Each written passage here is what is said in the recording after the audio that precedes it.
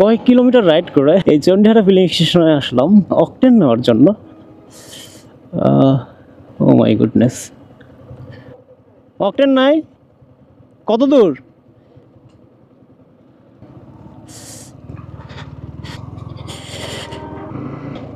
আজকে দুইটা petrol pump ঘুরলাম, তাও অকটেন পাইলাম না। ভাই রে ভাই, আমি অ্যাস্টনিশড হয়ে যাচ্ছি, কি একটা অবস্থা। মোকামতলা ফিলিং স্টেশন পার হয়ে চন্ডিহারা ফিলিং স্টেশনে আসলাম, এখানে অকটেন নাই। এই আমাকে দেখা দিচ্ছে আরেকটু সামনে যান, আরেকটা ফিলিং স্টেশন আছে, সেখানে অকটেন পাবো।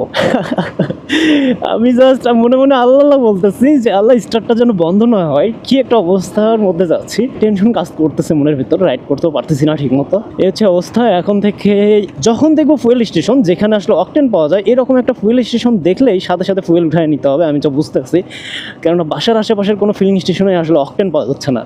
আর আমি যেহেতু খোলা তেল নেই না, সো এই বিষয়টা অবশ্যই ভেবে দেখার বিষয়। যেখানে অকটেন পাওয়া যায় সেখান থেকে নিতে হবে। চলে আসলাম আর একটা ফিলিং স্টেশনে, মিস্টার্স যোগাযোগ ফিলিং স্টেশন। দেখা যাক এখানে অকটেন পাওয়া যায় কি না।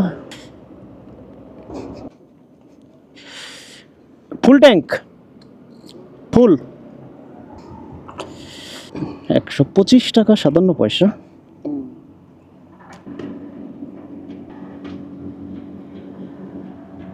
ফুল ট্যাঙ্ক হইল, ফুয়েল উঠেছে 8 লিটার 830 মিলিলিটার।